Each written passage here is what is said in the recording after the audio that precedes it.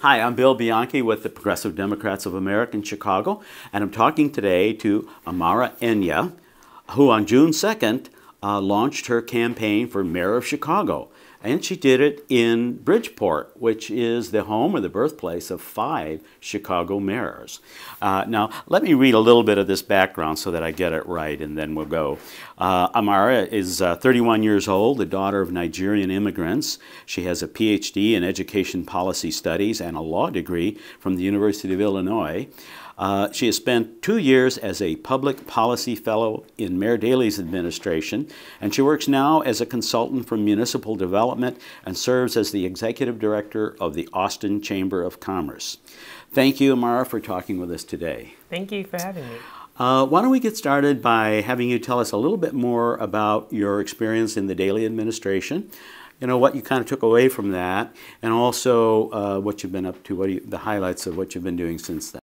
Sure. My experience in City Hall was very intentional. I knew that I wanted to, as I was finishing up my education and doing a lot of community work in Central Illinois and then in Chicago, I knew that I really wanted to understand how city governments work, the intricacies of the departments, how policies are being made, who's making those policies, and that sort of thing. And so my decision to work in City Hall was because of that desire to really educate myself on that entire universe. And so I was able to work across policy areas while I was there. I did a lot of work in food security, in education and housing, a lot of violence prevention or violence abatement work. And so I got to get that broad cross-section of experience in various policy areas. And then when I felt that I had enough, that I had really learned as much as I could within that administration, I knew that I wanted to work at the grassroots level. And so I saw that as the value, being able to build a bridge between those who are making policy and those who are impacted by policy. And so I left City Hall in 2011 and started working in the community. So I was the executive director of a nonprofit called Austin Coming Together on the west side of Chicago. And we were doing everything from community and economic development, a lot of workforce development, a lot of education work, especially around the schools. And simultaneously, I was working in the manufacturing sector. And that was because I saw that sector as the best way to rebuild the middle class by providing jobs, low barrier to entry jobs, but well-paying jobs in the economy. So I spent a number of years doing that. And then I started working with municipalities because I saw that a lot of the municipalities in the Chicago metropolitan area are dealing with the same issues that we see in some of our most challenged communities in the city. And yet, how do the mayors and city managers get access to innovative ideas and strategies and assistance in developing effective policy? So that's why I launched the municipal consulting firm. And so I was doing that and then still being very much involved in my community work. Okay, well, that's very impressive. Now let's turn our attention to this little task that you've undertaken here. Rahm Emanuel has millions in his campaign chest. As far as I know, he is well connected with the rich and the powerful, not only in Chicago and this state and probably most of the country too. You, on the other hand, have a very atypical background, let's say, for Chicago politics. You don't have the roots in, families that can give you a position, and you probably don't have a lot of money at this point. So how do you dare to take on this struggle? Because we have to. Because I think democracy is about making sure that our leadership is actually operating in the interests of the people and not only in the interests of those who have money or those who happen to be part of the elite. I think that we have a responsibility. And so I see the challenges every single day. I saw it when I was in City Hall, and I see it in my community in Chicago. So every day I'm faced with the guys on my block, for example, who've been unemployed for years. I see it when the low quality of city services on my streets. I see it in the boarded up buildings. I see it in the foreclosed homes. And so the issues that we're facing are so, in my opinion, urgent and so substantial that those of us who can, we should be pushing back against a system that doesn't work in our favor, that is not working on behalf of the people. And so I think the money should actually not be a part of even the consideration of whether you're going to run for office. It's about getting the right people with the right values and the right motivation to be in these positions of leadership, which is actually in a position of service to the public. And so that's why, the mayor having $7 million, $10 million, he could have money into infinity. But if we're saying that a government is supposed to work on behalf of the people, then we cannot be deterred from actually running or participating in the electoral process because an opponent or another person has more money. Because what message is that sending to the masses of people who don't happen to fall within the 1%? And I think we have every right, just as much right, to participate in democracy as those who have money. And that's the reason why we talk about the power of organized people over the power of organized money. So our mayor has been called Mayor 1%, and I think by that people mean that he represents the elites, the wealthy, the powerful, and has ignored the people in the neighborhoods. How do you define the mayor? A mayor that's out of touch, and a mayor that does not truly understand the city, nor does he truly care about all of the city. And I think that's very evident in his policies. Every policy that has come out, or most of the policies that have really impacted us, have demonstrated that the leadership in the city currently is out of touch with our reality. And so when we look at what's happening financially with increasing taxes, fees, fines that are making even more families struggle, a lot of families are being effectively pushed out of the city because they can no longer afford it, or because they're, for example, this issue of violence in our communities, which the mayor has shown that he doesn't care about the violence as long as it's contained in particular areas. And I think those messages are very clear. So he is someone who simply does not understand Chicago. He doesn't understand what has made the city great and what can make us a truly great city. And I don't think that he has the curiosity about Chicago to really care to even understand it. Curiosity, huh? I've never heard him say he's lacking curiosity. It's an interesting point. But you think he's vulnerable then, as far as his re-election? I think he's vulnerable. In what ways? I think he's vulnerable in the sense that the sense of inevitability about his leadership is now in question. I think he's vulnerable in that sense. I have no misconceptions that it would be an easy win or that anyone could just come out and defeat him. But I do think the most important thing is that people now see that he is not invincible. And more importantly, that it's not just about him. It's about an entire system that's not working for the people. And I think people are starting to wake up to that.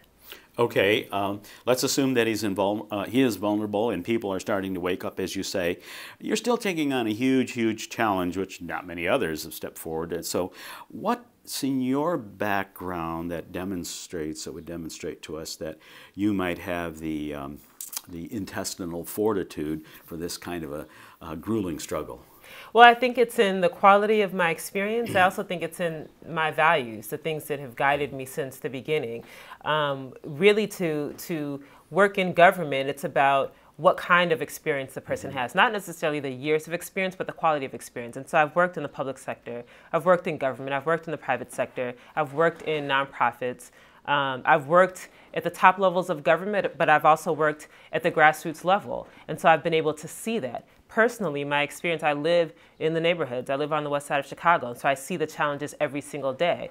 I've always been driven by a desire to do the work that needs to be done. And so even before I was working in city government, I was always working around education issues, even when I was in Central Illinois as a student. So I was always very much involved in using all of the resources, the education, the skills that I have for the purposes of improving the lives of other people. And so I've always seen the position as an elected official as a position of service. And so we have to have more individuals that see being an elected official as a role of service to people who have the right values, who believe in transparency in government, open government, who believe in integrity and leadership, who actually believe in equity as a matter of policy. We have to have more people who have those values, more people who have a broad array of experience, not just working as a political fundraiser, or not just having experience as a hedge fund manager. That's clearly not the kind of experience that's necessary to make policies that will impact the 3 million or so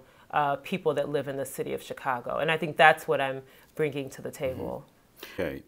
I attended your campaign launch on June 2nd, and I heard you talk about unity, unity tour, and I heard your slogan, One City, One Chicago, and that's a great theme and a great slogan.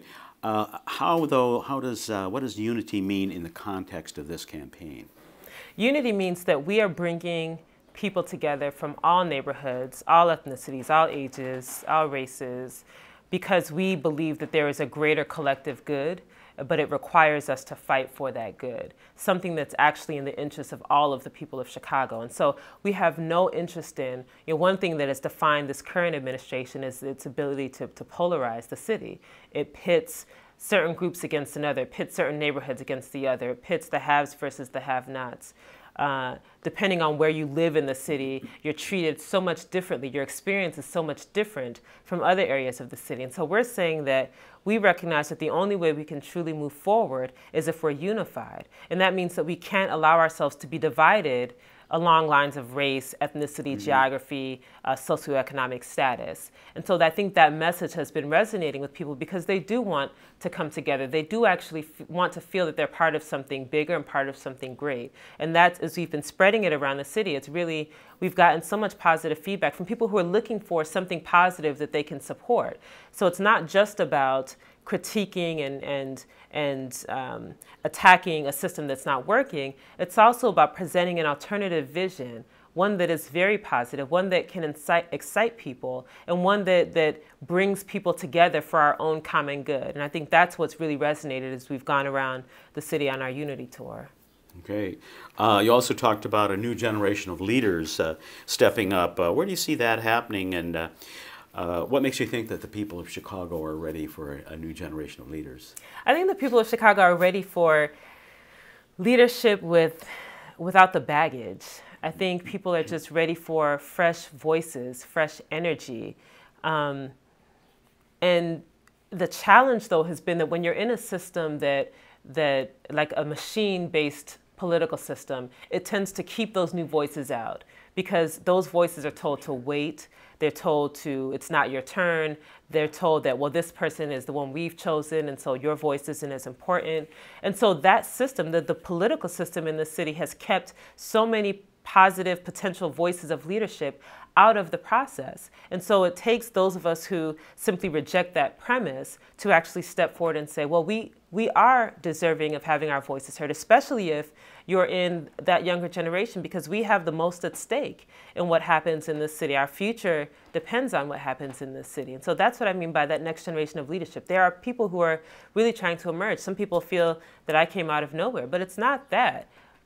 Myself and people like myself, we've been doing the work on the ground for years. It's just now that it's necessary for our voices to be elevated because the circumstances and the times require it. Do you think there's some similarity between you and Will Guzzardi in kind of being, I don't want to use the word, well, outside of the political establishment and the culture of Chicago politics? Yes, I definitely think so. I mean, he, someone who comes into a community, identifies the issues, feels very strongly and very passionately about making some change happen, and just taking the step to run. And in his case, he also was challenging a very deeply entrenched machine family, but he did not let that deter him from doing what needed to be done. And in some cases, it's not so much about the outcome. It's not so much about the odds of whether or not he can win. It's actually someone having the audacity to say that I will challenge this system and hopefully get other people to challenge the system. And he did. Now, the first time he got very close, but that energized people in the district. I think it opened them up to an alternative where they didn't have to just accept the way things are. And then the next time around, he won. And I think it shows a cultural shift in the way people think. So it's not just about he came out and challenged the system. It's about people's mindsets being changed. So when he came back again, they were ready for him, and he won. Okay, great. I also heard you talk about back on June 2nd about love extensively in your speech, and this might be a new concept for Chicagoans. They probably never heard the word love used a lot in political speeches. And to quote Tina Turner, what's love got to do with it? That's a good question. I think love is underestimated in the city and in leadership. I think a lot of what we see happening in the communities is about the love that people have for themselves and for the people around them, for their neighbors. When we talk about, for example, our children, there's so much around public safety and violence and children acting out or children hurting other children killing other children. And what did they experience? Did they have the love and the nurturing that helped them to value themselves? Because when you value yourself, when you feel valued, you're able to find value in other people. But when you've been dehumanized and when you feel devalued, you're not able to see others as human beings. You're not able to see that you're connected or see yourself in them. And so to me, when our communities are disinvested, so when I drive by and I see huge boarded up schools in the middle of communities, when I see empty storefronts in our communities, when I see vacant homes in our communities, and when I see people are crying for the resources, but they're not getting it because our current government is more interested in building light shows downtown for tourists, they know that they're not valued. People sense it, even intuitively, that they're not valued. And so I think that in our leadership, Chicago is so known for liking this tough style.